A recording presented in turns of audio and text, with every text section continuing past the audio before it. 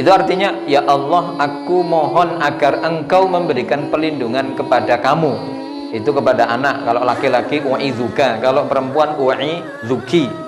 Ya, bikalimatillah, dengan kalimat-kalimat yang berasal dari Allah. Min kulli syaitanin hammatin, dari setan yang meniupkan keraguan-raguan, meniupkan ketidakpastian.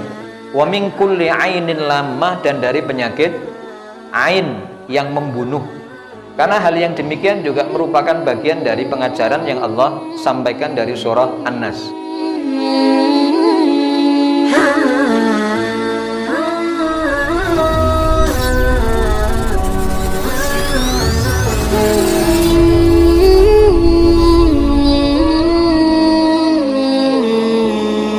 Bismillahirrahmanirrahim. Assalamualaikum warahmatullahi wabarakatuh. Alhamdulillahilladzi hadana lihadza wa ma kunna linahtadiya laula an hadanallah. Asyhadu an la ilaha illallah wahdahu la syarikalah wa asyhadu anna Muhammadan abduhu wa rasuluhu la nabiyya wa la rasulahu ba'dah.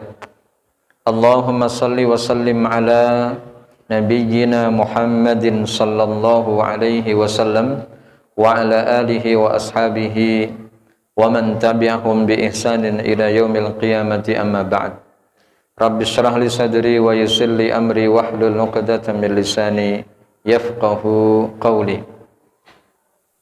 Yaqulu Allah ta'ala fi kitabihil karim, a'udzu billahi minasy syaithanir rajim. Ya ayyuhalladzina amanu taqullaha wal tanzur nafsum ma qaddamat lighad wattaqullaha innallaha khabirum bima ta'malun. Wa qala aidan ya ayyuhalladzina amanu taqullaha wa kunu ma'as sadiqin. Yang kami hormati dan kami banggakan seluruh jamaah kajian Masjid Al-Huda, yang mudah-mudahan Bapak Ibu semuanya senantiasa dalam lindungan Allah Subhanahu wa taala, senantiasa diberikan kesehatan dan kekuatan sehingga masih bisa menjalankan kewajiban-kewajiban kita sebagai hamba Allah Subhanahu wa taala.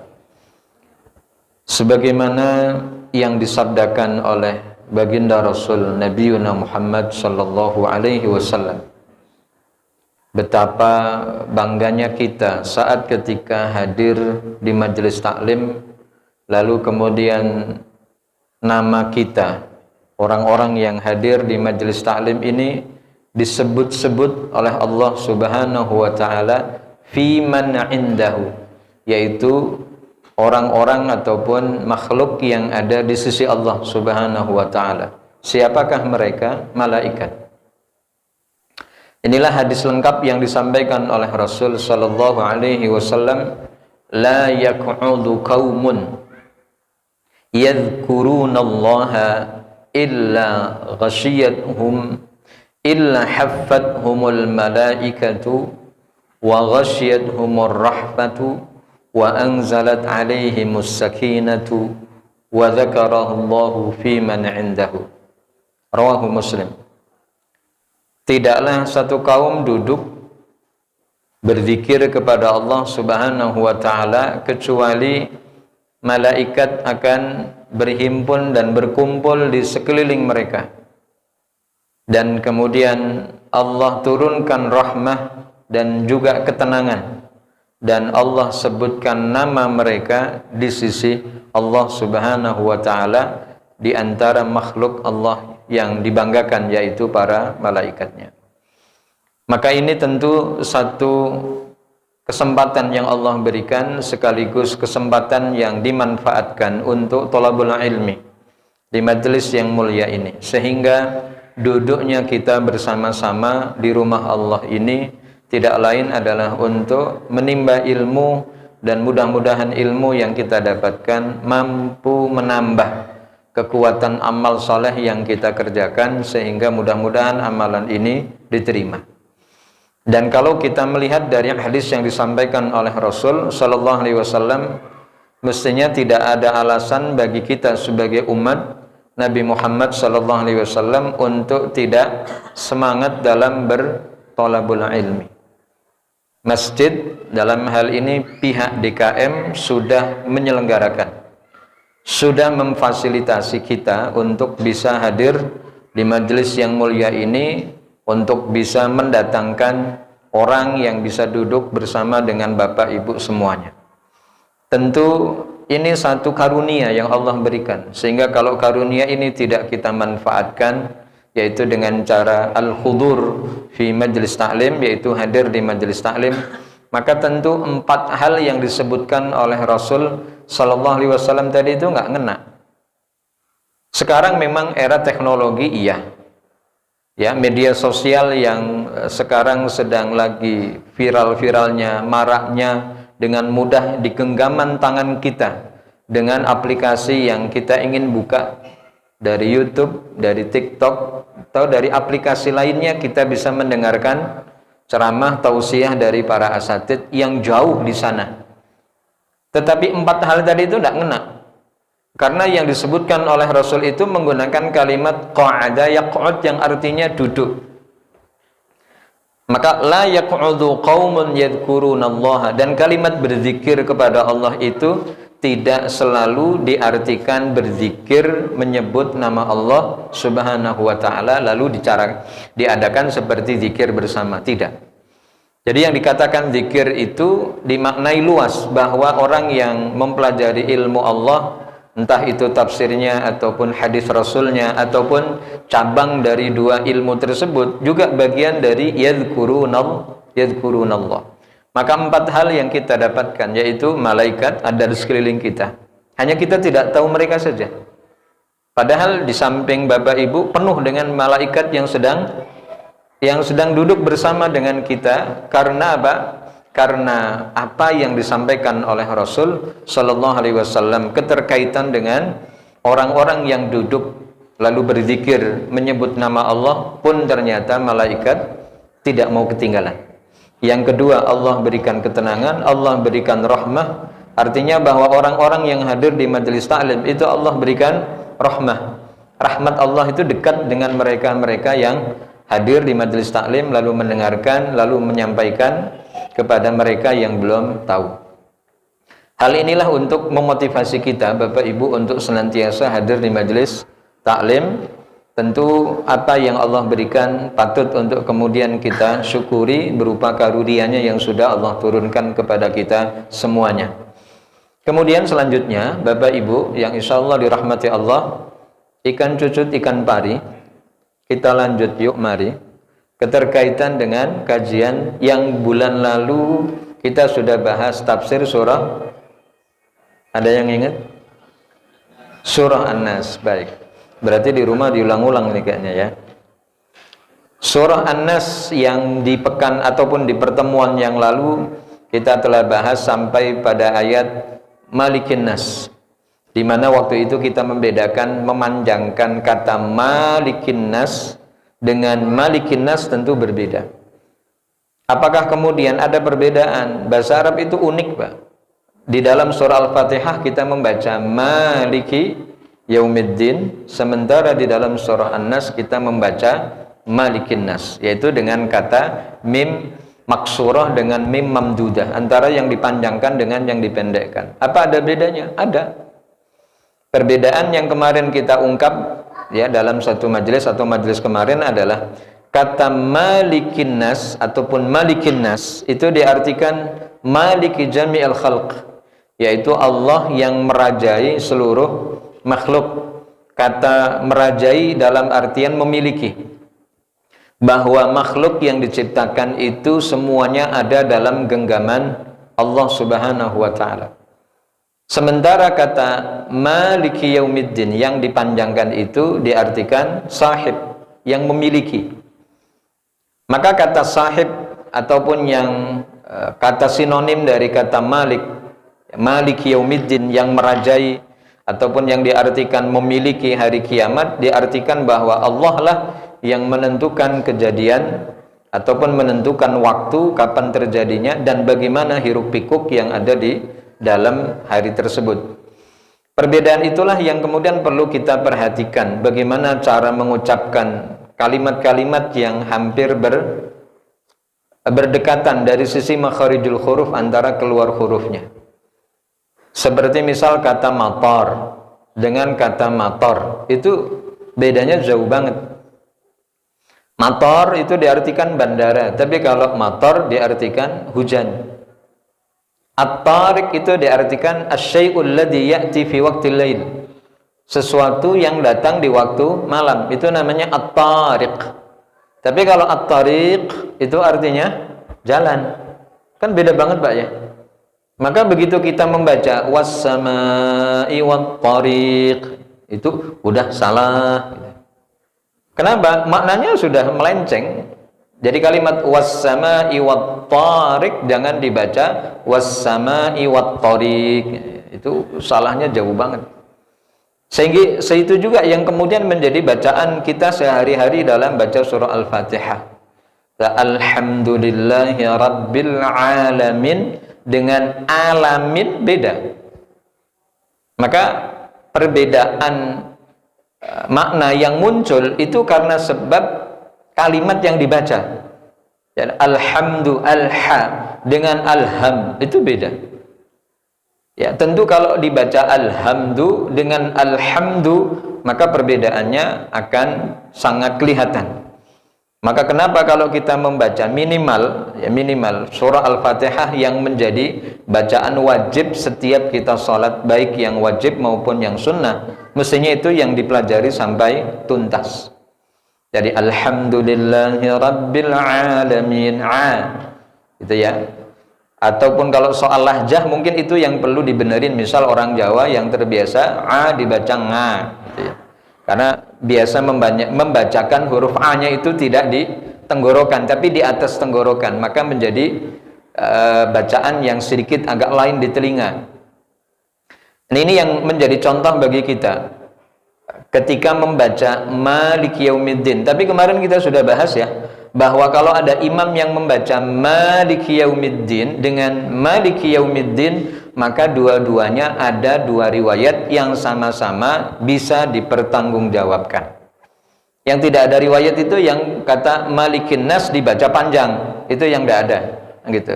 Tapi kalau Maliki Yaumiddin dengan Maliki Yaumiddin ada, sehingga tidak perlu untuk disalahkan kalau ada imam yang memendekkan bacaan Maliki Yaumiddin. Ada yang baca tapi tidak banyak. Kebanyakan kita termasuk yang makmum itu kalau membaca Maliki ya mimnya dipanjangkan.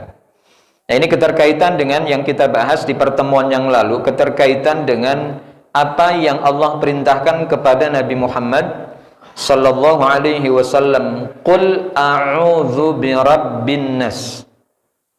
Katakan wahai Muhammad, aku berlindung kepada Allah. Siapakah Allah? Disebutkan di situ birabbin nas. A'udzu birabbin nas. Jadi kalimat a'adza, yaitu a'adza ya'ud, itu diartikan memohon perlindungan yang disertakan dengan huruf ba. A'udzu bi, saya mohon perlindungan kepada siapa? Pertama birabbin nas. Yang kedua malikin nas. Yang ketiga ilahin nas. Bahwa Allah yang kita mintai perlindungan agar memberikan perlindungannya kepada kita dari gangguan setan, nanti disebutkan pada ayat berikutnya, adalah bahwa Allah itu Tuhan manusia, kemudian yang merajai manusia, yang juga dikatakan sebagai pemilik manusia. Dan pengulangan tiga kata An-Nas secara berurutan pada ayat pertama, kedua, ketiga, lalu pada ayat yang terakhir, hanya pada ayat yang keempat saja tidak disebutkan. Ini menunjukkan bahwa Allah memuliakan ataupun Allah meninggikan derajat manusia di hadapan makhluk lainnya.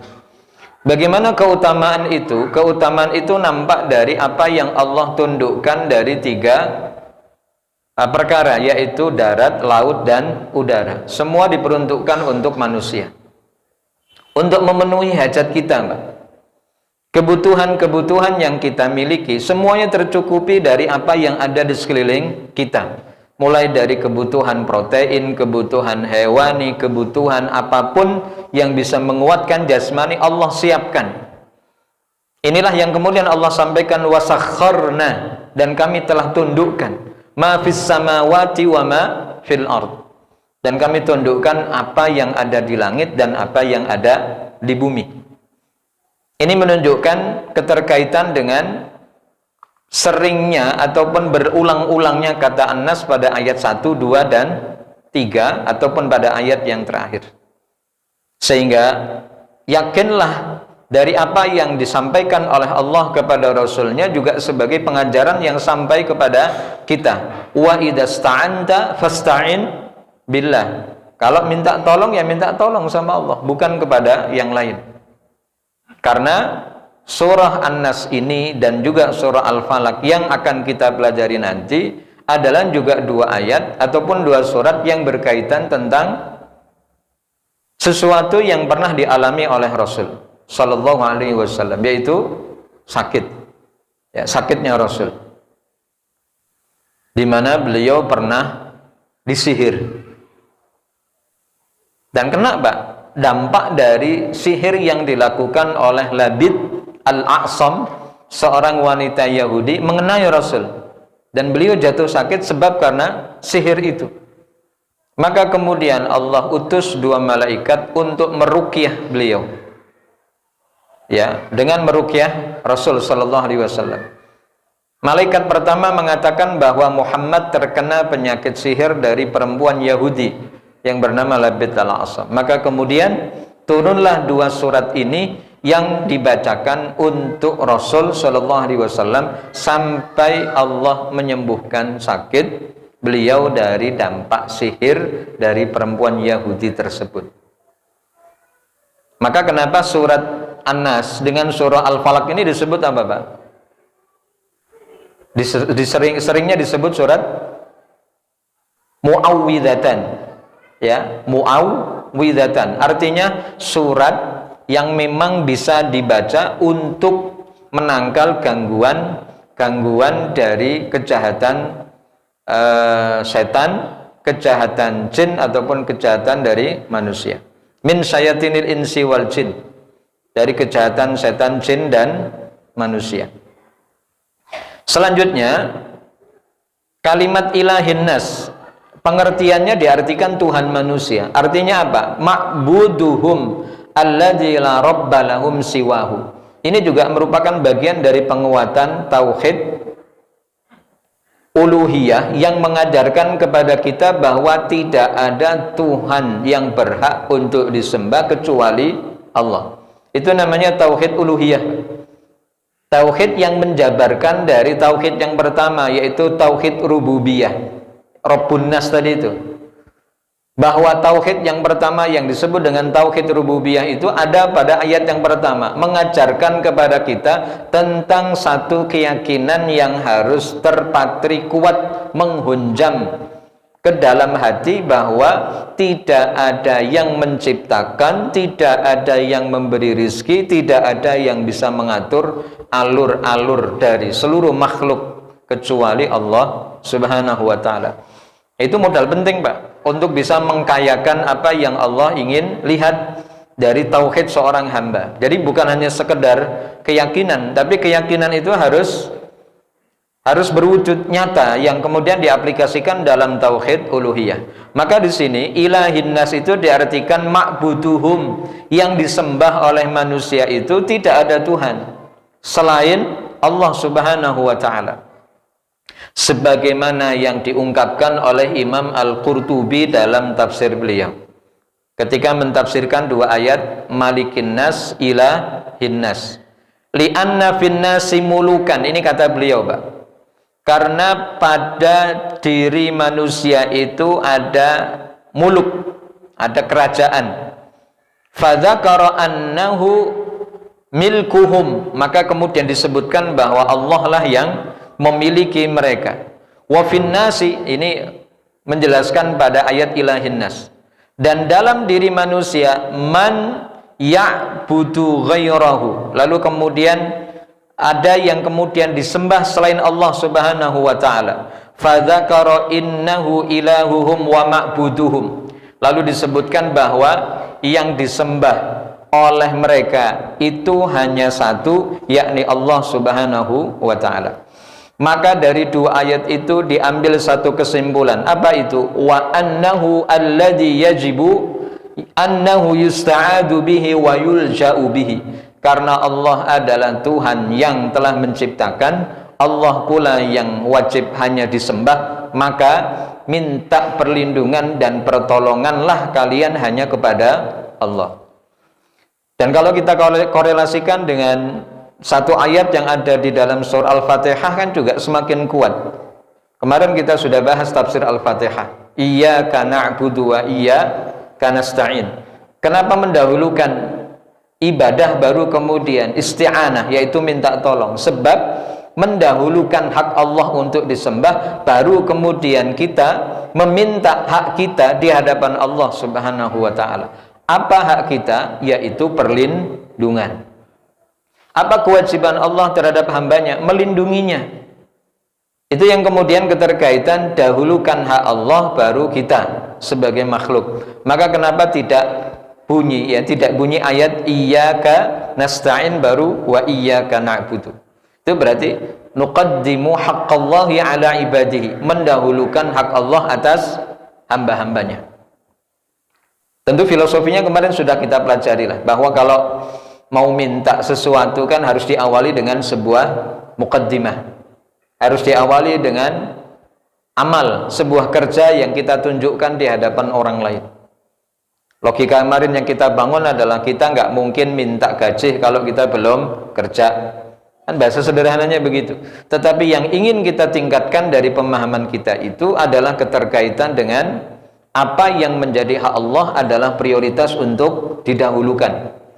Maka di sini dari kalimat ilahin nas itu mengandung makna bahwa Tuhan yang dimiliki oleh manusia sejatinya hanya satu, yaitu Allah.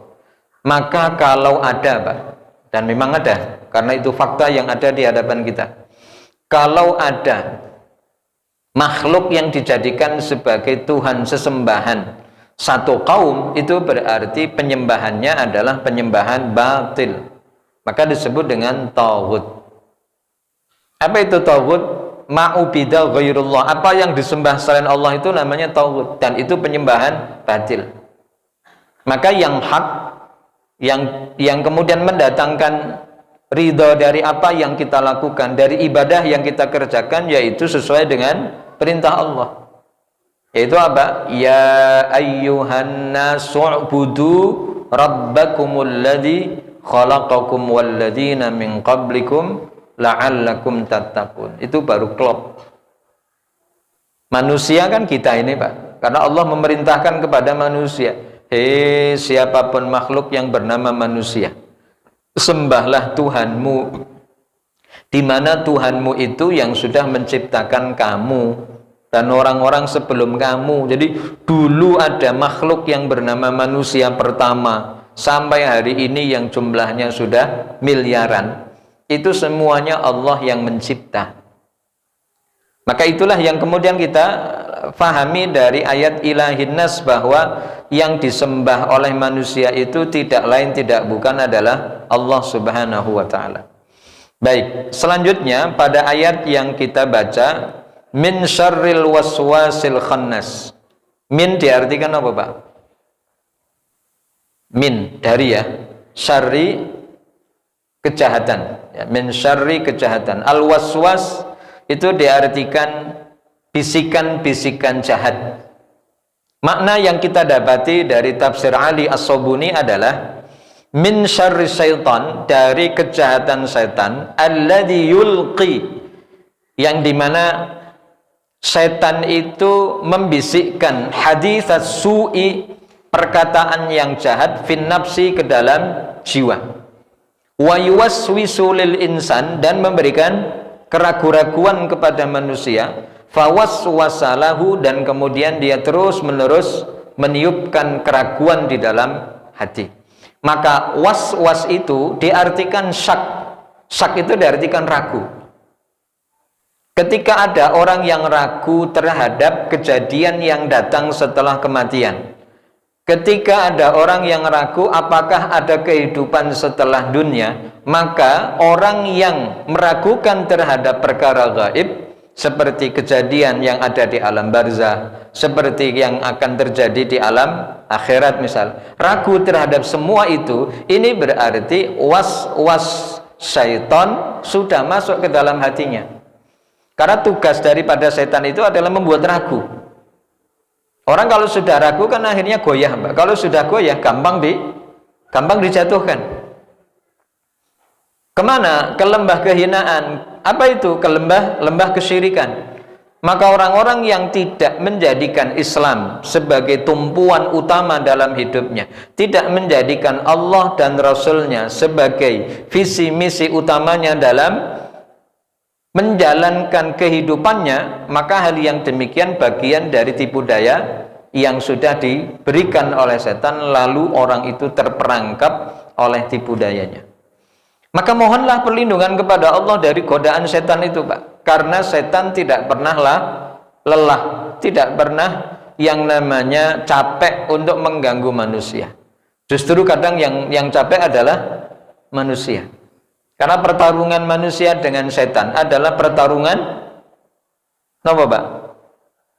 Pertarungan abadi yang gak akan kelar sampai kita tutup mata. Coba, saking lamanya pertempuran, apa yang terjadi? Lelah, ya, habis energi. Tetapi setan tidak akan pernah lelah karena tujuannya satu, yaitu bagaimana ia menjerumuskan hamba-hamba Allah yang lemah iman.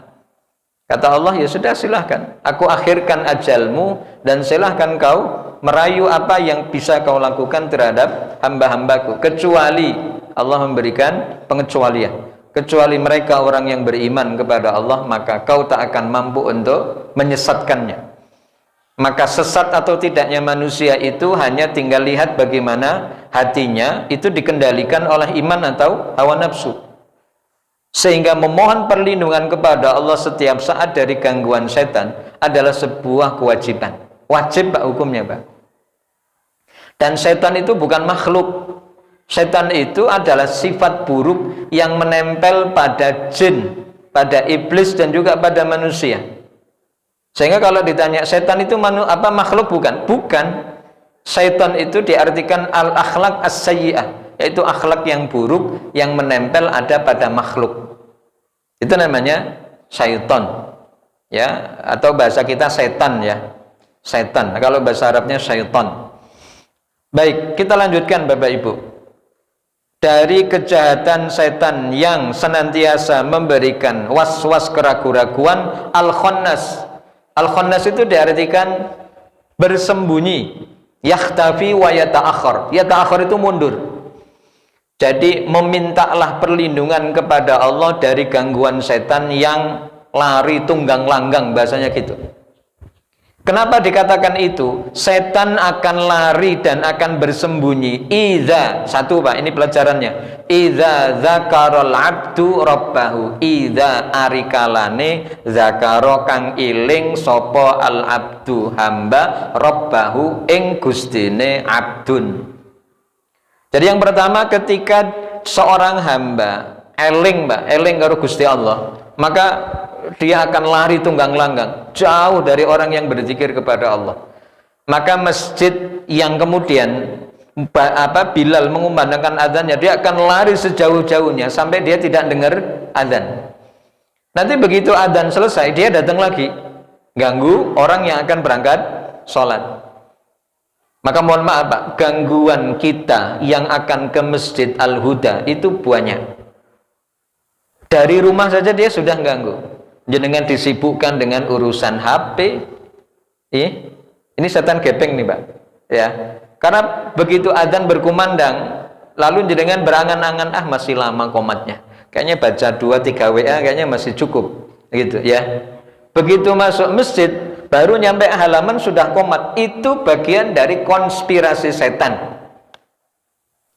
Yang urusan di rumah belum kelar, yang kunci rumah hilang, yang kemudian akhirnya mau buka pintu jadi nggak bisa karena kuncinya nyelip nggak tahu kemana. Bisa jadi itu bagian dari upaya yang dilakukan oleh setan agar kita terlambat sholat. Itu bagian, Pak. Maka ketika azan dikumandangkan dia lari, begitu azan selesai dia datang gangguin orang-orang yang akan melaksanakan sholat. Begitu tidak berhasil dia akan terus ngikutin sampai jalan. Begitu nyampe sini dihembuskan keraguan-keraguan. Udah wudu belum ya? Wudu belum, wudu belum, kayaknya belum, kayaknya sudah kan gitu. Terus begitu. Akhirnya untuk menghilangkan keraguan ya sudahlah wudu. Sampai sana apakah selesai urusan yang kaitannya dengan gangguan setan? Enggak selesai. Ada orang yang akhirnya kena HIV. Kena HIV, Pak. Hasrat ingin pipis. Bukan HIV, bukan. HIV. Begitu dia pipis tidak bisa tuntas, begitu berdiri kayak ada yang keluar, tes gitu, aduh, harus disuci lagi, dicuci lagi. Begitu dia berdiri ada lagi yang kayaknya netes, aduh, netes apa enggak? Kalau netes kok ya enggak kelihatan, tapi kok kerasa-kerasanya kayak iya gitu. Dia butuh waktu 5 menit di kamar mandi, keluar akhirnya, bismillah lah. Untuk wudhu juga gitu, dia butuh kurang lebih 10 menit, sehingga total untuk wudhu saja dia butuh waktu kurang lebih 10 menit. Belum mau masuk masjid untuk sholat tahiyatul masjid. Kalau zuhur belum, qabliyah zuhur, padahal keutamaan qabliyah zuhur 4 rakaat, ba'diyah zuhur 2 rakaat, kemudian ba'diyah maghrib, ba'diyah isya, qabliyah subuh, itu kalau bisa continue kita lakukan, ini akan mendatangkan pahala yang luar biasa dari Allah. Pak, kenapa YouTube itu ngasih jenengan duit? Siapa? Ada nggak yang di sini jadi YouTuber? Nggak ada. Kenapa YouTuber itu mau YouTube itu mau ngasih duit jenengan? Padahal jenengan hanya ngupload video. Kuncinya hanya satu. Mereka yang sudah memperhatikan itu, kenapa mereka dihargai? Itu karena jenengan continue, istiqomah, tiap hari ngupload video, lalu kemudian ada orang yang melihat, syukur-syukur di like and subscribe begitu ya, lalu di share gitu. Itu syukur-syukur begitu. Jadi ternyata YouTube yang kaitannya dengan 100% dunia saja mampu menghargai orang yang istiqomah. Ternyata ilmunya Islam dipakai oleh YouTube. Kalau kamu tiap hari ngupload, kamu tak hargai. Maka kalau ada orang yang sudah dapat 1000 subscriber, yang ini aktif sama yang ini enggak, ini nilainya beda. Walaupun saya bukan YouTuber, Pak, tapi bagi mereka yang sudah pernah cerita begitu. Lah apalagi ini kaitannya dengan urusan agama, urusannya dengan urusan akhirat. Maka mengapresiasi dari apa yang kemudian kita lakukan secara kontinu itu jauh lebih baik. Maka setan nggak seneng.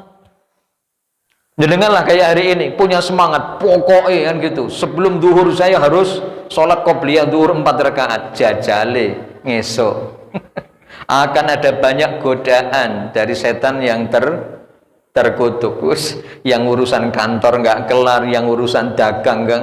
Begitu mau zuhur rame malah orang yang datang jenengan nggak punya karyawan, akhirnya ngurusin sendiri. Zuhur telat sampai jenengan itu disebut sebagai makmum spesialis masbuk zuhur.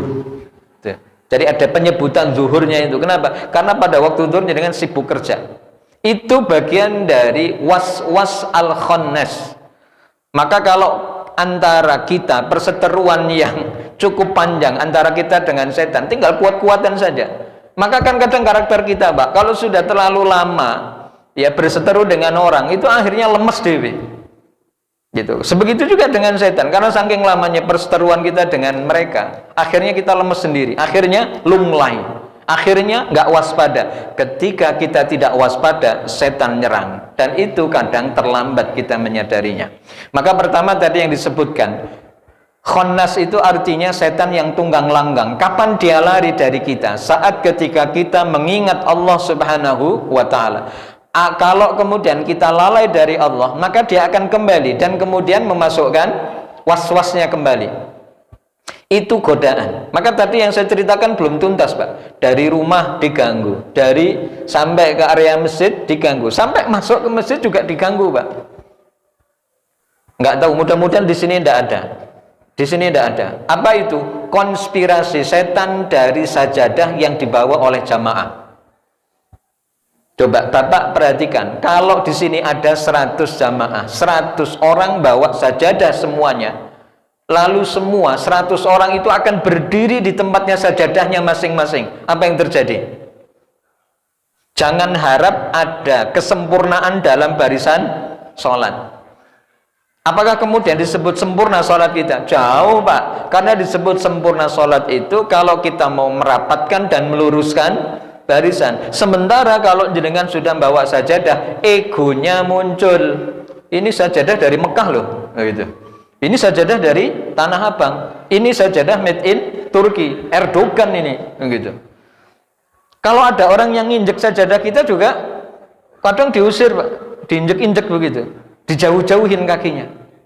Kenapa? Itu ternyata bagian dari konspirasi setan yang khusus gangguin orang-orang sholat. Maka kalau bawa sajadah tidak masalah, tetapi harus rela untuk berbagi kaki di atas sajadah kita. Ya gitu konsekuensinya. Supaya apa? Supaya barisan kita menjadi sempurna. Dan kalau sempurna barisan, setan nangis Pak. Kenapa? Gagal untuk mengganggu orang yang sholat. Logikanya sederhana, setan tetap mengganggu orang yang sholat. Lalu bagaimana dengan mereka-mereka yang tidak mau melaksanakan sholat? Malah setan yang diganggu mereka gitu. Bahasanya gitu Pak, saya ora betah gitu ya. Ternyata inilah bagian dari pemahaman kita, keterkaitan dengan kenapa Allah memerintahkan Rasulnya untuk memohon perlindungan kepada Allah, karena gangguan setan itu datang setiap saat. Perintah ini ditujukan kepada beliau, tetapi keumuman dari ayat itu ditujukan untuk seluruh umatnya yang beriman kepada Allah dan Al-Quran. Jadi kalimat Al-Khannas diartikan apa Pak? Al-Khannas itu diartikan yakhnusu, yakhtafi, aw yata'akhir. Ya, yakhnus itu dalam artian bersembunyi, delik gitu bahasanya. Maka kalau jenengan berzikir kepada Allah saat ketika naik motor ataupun sedang berkendara, nyetir mobil, tidak putus dari berzikir kepada Allah, insya Allah aman dari gangguan setan. Jin-jin yang ada di jalan-jalan tol itu jauh semua Pak. Kenapa? Wedi mobil di dalamnya ada orang yang sedang berzikir kepada Allah, insya Allah jenengan tetap fokus, tidak lupa daratan, lalu kemudian mencal gas sampai lali, pada akhirnya terjadi hal-hal yang tidak diinginkan. Itu juga merupakan bagian dari kekhilafan orang yang kemudian ada di dalam perjalanan. Maka sebelum berkendara mohon perlindungan kepada Allah, keluar dari rumah baca doa Bismillahirrahmanirrahim. Semuanya supaya Allah ikut serta ya dari semua langkah yang kita ayunkan dalam ketaatan, supaya tidak diganggu oleh setan. Itu loh Pak, sampai segitunya setan ini tidak pernah menyerah. Kalau bahasa Inggris itu never die gitu ya, nggak pernah putus asa. Selanjutnya yang kemudian kita baca Al-Khannas, min syarril waswasil khannas alladzi yuwaswisu fi sudurin nas. Alladzi itu diartikan yang ya.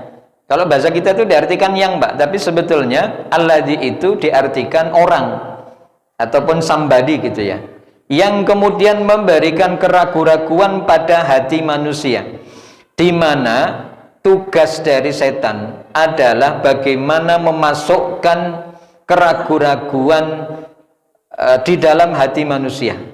Kalau sudah ada keraguan yang berhinggap di dalam hati, ini berarti bagian dari pekerjaan setan.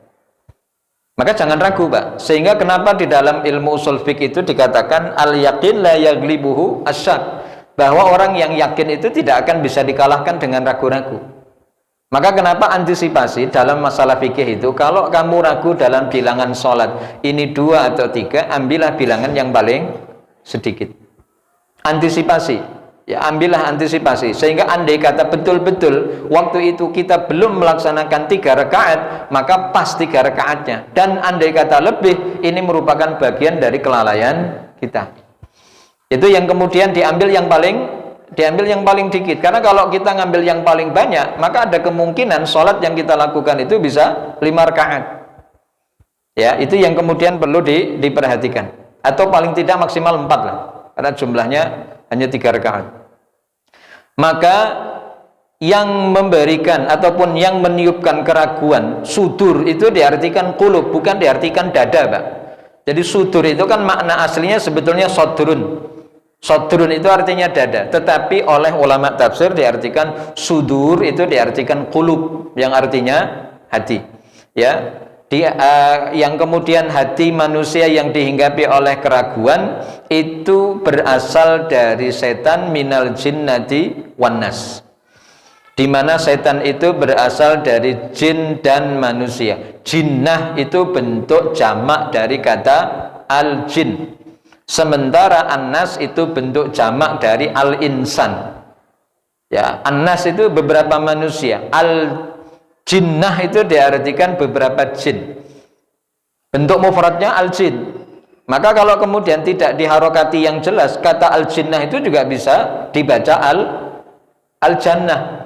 Karena al-jannah diartikan surga, tapi kalau al-jinnah diartikan jin. Beda harokat saja, ternyata beda makna antara timur dan barat. Maka min yang ada pada ayat yang terakhir dari surah An-Nas ini diartikan min bayaniyah. Apa fungsinya min bayaniyah itu, Pak? Min kan artinya dari. Lalu makna dari bayaniyah itu berarti min yang berfungsi menjelaskan terhadap ayat yang datang sebelumnya. Karena ada min diartikan min bayaniyah, ada yang diartikan min yang diartikan litaba'id, untuk menunjukkan sebagian dari apa yang diterangkan. Tetapi minal jinnati wan nas ini bukan menjadi bagian dari yang Allah sebutkan pada ayat sebelumnya, tetapi menjadi makna penjelas bahwa yang memberikan keraguan-raguan ke dalam hati manusia itu adalah setan yang berasal dari jin dan manusia. Dan manusia bisa membisikkan, Pak, membisikkan ke telinga kita yang pada akhirnya masuk ke dalam hati, lalu kemudian hati menjadi ragu, betul atau tidak. Sekarang kamu tak tanya, sholat yang kamu kerjakan, oke lah, kan kamu orang taat nih, aku nih orang nggak taat, tapi sekarang yuk kita mikir bareng-bareng. Kamu tiap hari ke masjid, saya nggak pernah ke masjid. Coba kamu lihat ekonomi antara kita berdua, lebih baik mana? Begitu. Lebih baik saya kan? Saya ini nggak pernah sholat loh. Sementara kamu yang rajin ke masjid, jamaah nggak pernah tinggal, tapi ternyata kamu seperti orang yang digeprek masalah tiap hari gitu. Ini berarti mana Tuhanmu? Kan gitu. Mana Allah yang kemudian setiap saat kamu sembah? Ketika iman itu tidak kuat, maka ia akan menjadi ragu terhadap apa yang sudah dilakukan dan membenarkan apa yang diucapkan. Betul juga ya. Nah, gitu. Ketika sudah mengatakan betul juga, itu berarti bagian dari upaya yang dilakukan oleh setan, yaitu menghembuskan keraguan-raguan kepada hatinya lewat setan manusia yang pada akhirnya menjerumuskan kepada lembah kehinaan. Maka manusia juga bisa, Pak. Manusia bisa diartikan bahwa dia dikatakan setan, sehingga kan kadang saking jengkelnya ada orang mengatakan setan kamu ya, gitu ya. Ya Pak ya. Kalau ada orang yang jengkel sampai bilang setan kamu, itu ya memang betul. Setan itu bukan zahir fisiknya, tetapi perilaku yang dilakukannya adalah perilaku keburukan. Maka orang yang melakukan keburukan, yang memberikan dampak yang tidak baik terhadap orang lain dari perbuatannya, itu dikatakan setan manusia. Sebagaimana setan yang berasal dari jin juga bagaimana memberikan dampak mudarat kepada makhluk lainnya seperti manusia. Nah kan pada dasarnya antara jin dan manusia kan berada pada tempatnya masing-masing. Tapi kenapa sampai ada jin yang bisa masuk ke dalam tubuh manusia sampai pada akhirnya terkena gangguan jin misalnya, lalu kemudian diruqyah. Walaupun ada orang yang kemudian saya nggak percaya Pak kalau ada orang kesurupan jin, itu hanya cari sensasi saja, itu hanya gimmick gitu. Lebih ya loh, nyata-nyata ada di dalam Al-Quran surah Al-Jin, dan juga ada bagian yang kemudian diajarkan oleh Rasul Sallallahu Alaihi Wasallam untuk kita bacakan saat ketika ada orang yang terkena jin atau orang yang kesurupan jin misal, dibacakan supaya kemudian ia bisa keluar, atau untuk memprotek, melindungi diri supaya jin tidak masuk, maka kemudian kita bacakan doa kepada orang itu. Maka proteksi ataupun perawatan sekaligus juga tindakan untuk mengeluarkan jin dari manusia kan menunjukkan tentang bukti yang nyata bahwa jin dari kalangan setan dari kalangan jin itu juga bisa ganggu manusia. Seperti ada orang yang kemudian merasa, ya, jin merasa terganggu dengan keberadaan perbuatan yang dilakukan oleh manusia, lalu kemudian jin masuk ke dalam tubuh orang itu. Ketika ditanya, kenapa kamu masuk ke dalam tubuh si fulan? Jawabannya, ya karena dia ngerusak rumah saya. Kan terjadi dialog, Pak, ketika ruqyah itu terjadi. Kenapa kamu ngerusak? Ya karena dia ngerusak rumah saya.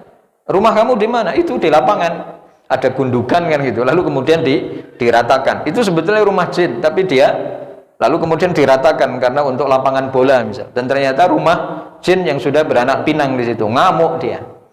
Atau jenengan kencing sembarangan, terutama yang laki-laki, mana ada lubang kencingin gitu. Biasanya di bawah-bawah pohon itu, Pak. Enek sing lanang kan lebih nakal daripada yang perempuan. Asal kena penyakit HIV, hasrat ingin pipis di bawah pohon, ternyata di situ ada jinnya.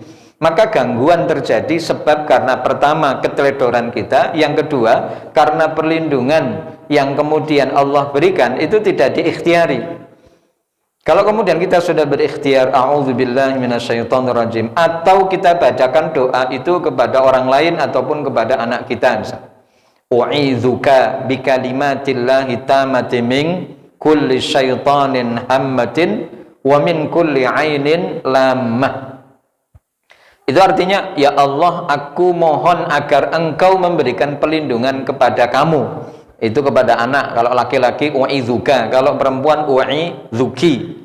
Ya, bikalimatillah, dengan kalimat-kalimat yang berasal dari Allah, min kulli syaitanin hammatin, dari setan yang meniupkan keraguan-raguan, meniupkan ketidakpastian, wa min kulli ainin lammah, dan dari penyakit ain yang membunuh. Karena hal yang demikian juga merupakan bagian dari pengajaran yang Allah sampaikan dari surah An-Nas. Maka kenapa kita sebagai manusia adalah perkara yang penting untuk menjaga apa yang bisa kita lakukan dari Al-Quran, yaitu apa? Memohon perlindungan hanya kepada Allah.